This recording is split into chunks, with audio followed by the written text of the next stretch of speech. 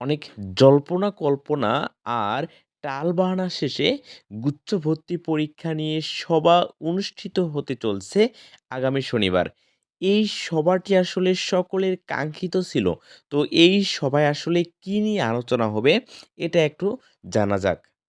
গত সপ্তাহে আরও একটি মিটিং ডাকা হয়েছিল। তবে সেই মিটিংয়ে ম্যাক্সিমাম বিশ্ববিদ্যালয়ের আপনার ভিসিরা সরাসরি যোগ দেয়নি। যার কারণে এবারের মিটিংটি অর্থাৎ আগামী শনিবার ২১শে ডিসেম্বর যেই মিটিংটি হতে চলছে, এটা মূলত অনলাইনে ভার্চুয়ালি আসলে অনুষ্ঠিত হতে যাচ্ছে, যাতে সকল ভিসি মহোদয়গণ এই মিটিংয়ে উপস্থিতি নিশ্চিত হয়। এই মিটিংয়ের মূলত এজেন্ডা হচ্ছে ২ টা। একটা হচ্ছে আগামী বছরের যে গুচ্ছ ভর্তি পরীক্ষা, এটা কবে অনুষ্ঠিত হবে? আদৌ কি অনুষ্ঠিত হবে কিনা? এবং অনুষ্ঠিত হলে এর দায়িত্বে কে থাকবে? কবে হতে পারে? এসব কিছু নিয়ে আলোচনা করা হবে।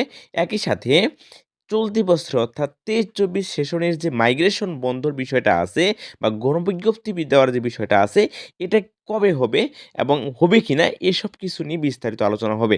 তবে সবচেয়ে যেটা গুরুত্বপূর্ণ বিষয় এখন বার্নিং ইস্যু হয়ে দাঁড়িয়েছে সেটা হচ্ছে আগামী বছরের গুচ্ছ ভর্তি পরীক্ষা কবে অনুষ্ঠিত হবে এবং অনুষ্ঠিত হবে কিনা। তবে আমার মনে হয় এই জায়গাটাতে যদি আপনার আপনার হচ্ছে যে উপদেষ্টাগণ যদি না প্রেশার তৈরি করে, তবে কিন্তু গুচ্ছ ভেঙে যাওয়ার সম্ভাবনা রয়েছে।